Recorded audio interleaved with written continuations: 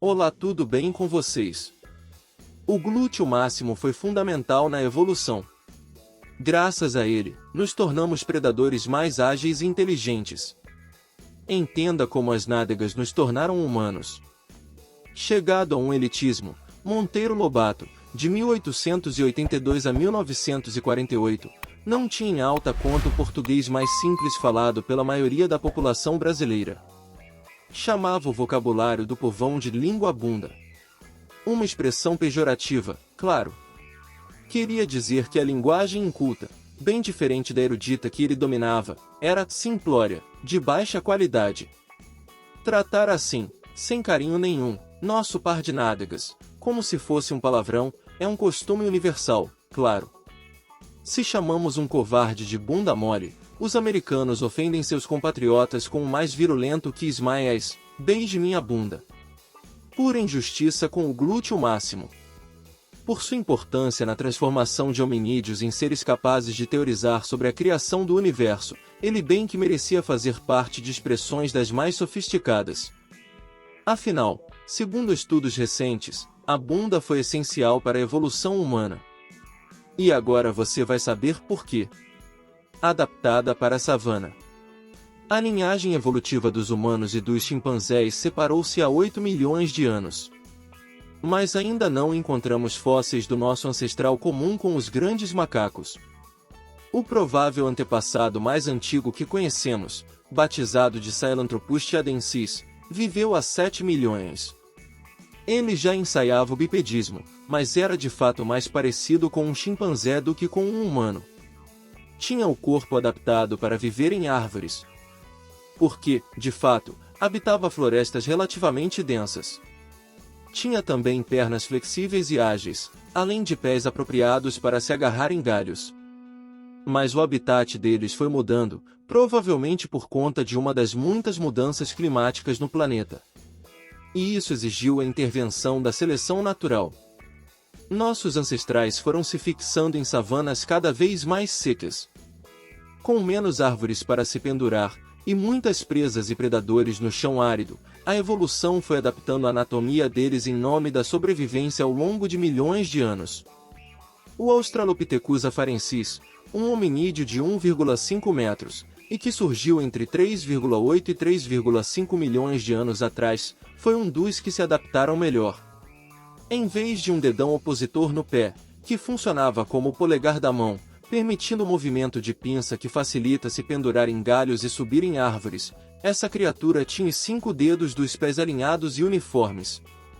Sinal de que, bem ou mal, já não precisava usar os braços para se locomover.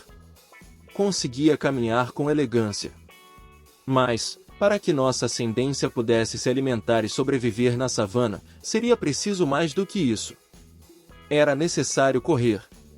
É aí que entra na nossa história uma criatura que viveu há 1,9 milhão de anos, às margens do lago Turkana, perto da fronteira entre o Quênia e a Etiópia. Em 1974, o paleontólogo Bernard Ingeneu descobriu o fóssil de um hominídeo, ou melhor, o fóssil de parte do quadril dele, batizado de KNMR 3228. Ingeneu ainda não sabia, mas tinha encontrado a chave para situar a bunda no processo de evolução dos seres humanos. Demorou até 1990 para que outro pesquisador desse ao KNMR 3228 a importância merecida. Daniel Lieberman, chefe do Departamento de Biologia Evolutiva de Harvard, debruçou-se sobre aquele fóssil para concluir que ele abrigava uma bunda de respeito, bem maior que as dos ancestrais mais antigos, que viviam nas árvores. Essa constatação veio ao encontro de uma hipótese de Lieberman, a de que o bipedismo não surgiu apenas para que andássemos eretos e tivéssemos as mãos livres para manusear ferramentas e armas. Essa habilidade foi desenvolvida para que pudéssemos correr. Mas para que correr se qualquer quadrúpede veloz nos deixaria comendo poeira na savana? Porque, embora não tenhamos a velocidade de um antílope, somos melhores maratonistas. E isso faz toda a diferença quando a questão é ter fôlego para, na hora da caça, alcançar animais muito rápidos, mas que não mantêm o ritmo por muito tempo. A capacidade para correr também foi um diferencial para chegar aos restos de um bicho parcialmente devorado antes que essa carne tivesse tempo de estragar ou antes de outros carniceiros. Um experimento de Lieberman que envolvia porcos trotando numa esteira, um colega seu, Dennis Bramble, observou que as cabeças dos suínos ficavam balançando para lá e para cá durante o exercício, e isso os impedia de correr direito. Concluiu que era uma consequência de os porcos não terem um ligamento nucal. Esse cordão vai da parte posterior do crânio até o ligamento supraespinhoso, localizado nas costas e que conecta as pontas das vértebras. Essa pequena engrenagem na nuca deixa a cabeça estável enquanto o corpo se movimenta em alta velocidade. Grandes corredores do mundo animal, como cavalos, leopardos e cachorros, têm esse ligamento. Chimpanzés e gorilas não. Mas o ser humano, veja só, tem. Ou seja, embora nem todo mundo seja um Usain Bolt, evoluímos para correr. Examinando fósseis do Museu de História Natural de Harvard, então, esses pesquisadores descobriram que o ligamento nucal surgiu com o Homo erectus, de 2 milhões de anos atrás e justamente o primeiro exemplar do gênero Homo, o nosso, com características mais humanas do que simiescas. O ligamento nucal chegou junto com outras características anatômicas perfeitas para que esses hominídeos pudessem correr bem, dedos mais curtos nos pés, que podiam dobrar e flexionar quando se lançavam para frente, pés arqueados e tendões de Aquiles longos, que agem como molas e amortecedores, joelhos capazes de suportar o peso das pisadas duras de uma criatura em alta velocidade. E não menos importante, o Erectus também foi a primeira espécie do nosso gênero a ter uma bunda proeminente. Se o ligamento nucal segura a cabeça no lugar enquanto corremos, é o traseiro que equilibra o resto do corpo. A bunda é uma adaptação essencial para a capacidade humana de correr com estabilidade, por longas distâncias, sem se machucar, explica Rita Radic, autora de Boots, a Backstory, Bundas, uma história de fundo, sem edição no Brasil. Os músculos da bunda, que se contraem quando corremos, formam um aparato complexo de estabilização do corpo humano. Enquanto o equivalente deles nos chimpanzés apenas permitem que esses animais projetem suas pernas para frente, nos humanos eles funcionam endireitando o tronco enquanto os membros se movem rapidamente. Além de nos manter eretos durante o trote, o glúteo máximo controla o balanço da perna no ar, a flexão do quadril no impacto do pé quando encosta no chão, também nos desacelera um pouco nessa hora, e estende a coxa a cada passada. Quanto mais rápido você correr, maior será o envolvimento dos glúteos. Mas, para nossos ancestrais nas savanas, mais importante que a velocidade era o alcance na corrida que essa estabilidade proporciona. Maior estabilidade significa menos esforço, então somos tecnicamente capazes de correr por horas. Diferentemente dos grandes velocistas do reino animal. Cavalos e outros quadrúpedes não conseguem respirar com eficiência em suas disparadas, só quando se movem devagar. Sua velocidade máxima, então, não combina com grandes distâncias. Antílopes não têm a capacidade de modular sua temperatura no pique para fugir de um leão faminto. Humanos, trotando em baixa velocidade, sim. Então, quando os animais se cansavam, nossos ancestrais conseguiam chegar onde eles estivessem para matá-los. Ou eram capazes de alcançar rapidamente os restos do banquete de um animal maior. Mais comida, mais nutrientes, maior desenvolvimento do cérebro. Não é à toa, portanto, que o Homo erectus, além de ter sido o primeiro de nossos ancestrais a correr longas distâncias, graças ao equilíbrio proporcionado por suas bundas, foi o primeiro a ter um cérebro grande, já equivalente a 70% do nosso. Homem versus cavalo. Parece contraintuitivo que humanos, correndo devagar, alcançassem animais mais rápidos. Uma evidência dessa possibilidade existe ainda hoje, numa dessas competições exóticas que nós, humanos, gostamos de promover, a corrida de homens contra cavalos. Em junho do ano passado, o corredor britânico Rick Liggood venceu uma prova, de longa distância, mais apropriada para o estilo maratonista, contra cavalos realizada no País de Gales. Um grupo de 1.200 corredores competiu contra 60 cavalos e cavaleiros no evento, que aconteceu ao longo de colinas escarpadas e terreno mamacento do interior galês. A vitória foi por pouco.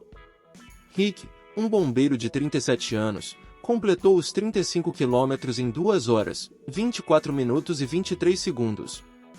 Um segundo antes que o cavalo Lane Houseboy. Essa estranha competição foi criada na década de 1980, depois que duas pessoas, já animadas em um pub local, apostaram se um homem poderia derrotar um cavalo em uma corrida de longa distância. Demorou, mas ficou provado que sim. Em 2004, o atleta Ulob, então com 27 anos, se tornaria o primeiro humano a deixar os cavalos para trás nessa maratona interespécies. 1001 utilidades. Aliás, a bunda não nos deu só a corrida no processo evolutivo. Um outro grupo de cientistas, liderado por Jamie Bartlett, da Universidade do Colorado, aponta para mais um superpoder do par de nádegas, sua faceta multifunção. Bartlett diz que o glúteo máximo é semelhante a um canivete suíço. Ele concorda com a hipótese de que esse músculo se desenvolveu para que atravessássemos longas distâncias correndo em marcha lenta. Mas adiciona outra afirmação, a de que, ao nos dar agilidade para agachar, levantar, fazer escaladas e até manter o corpo em posição para arremessar pedras e paus, fez com que tivéssemos mais desenvoltura para nos livrar de predadores. Armazém de calorias. Até agora falamos do papel do glúteo máximo na evolução humana. Mas a bunda também é feita de gordura. E a adiposidade tem sua participação na odisseia humana, principalmente para mulheres grávidas ou amamentando. A gestação de um bebê exige que a mulher consuma, aproximadamente, 300 calorias a mais que o seu normal por dia. A amamentação também demanda mais combustível para gastar. Hoje, qualquer mercadinho próximo resolve essa necessidade. Mas, há milhões de anos, quando o alimento era escasso e eventual, as lactantes muitas vezes precisavam contar com o que havia de gordura no corpo para alimentar seus bebês, pelo menos com o mínimo necessário para a sobrevivência. Não é por acaso que as mulheres têm mais gordura espalhada pelo corpo que os homens, que contam com mais músculos.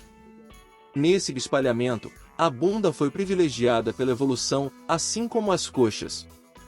Mas por que essas partes? Porque elas estão distantes de órgãos vitais do organismo, como o coração e o pulmão, partes que podem adoecer se estiverem cercadas de tecido adiposo. Há evidências de que mulheres com bundas e coxas maiores têm leite materno mais gorduroso, uma vantagem evolutiva para ajudar seus bebês a se desenvolver, explica Ritter Radke. Principalmente em lugares sem acesso imediato a gordura significativa. E aí voltamos à essência deste vídeo. Até a gordura da bunda das mães foi importante para que os bebês do passado crescessem com mais nutrientes. Um fator imprescindível para que tivessem cérebros maiores e mais capazes. A combinação dessa gordura com os músculos dos glúteos abriu, em grande parte, o caminho para o surgimento do Homo sapiens, há 300 mil anos. Em outras palavras, a bunda nos tornou humanos. Se gostou, compartilhe, deixe seu like, se inscreva no canal e não se esqueça de ativar o sininho das notificações para não perder nenhuma novidade. Muito obrigado por assistir.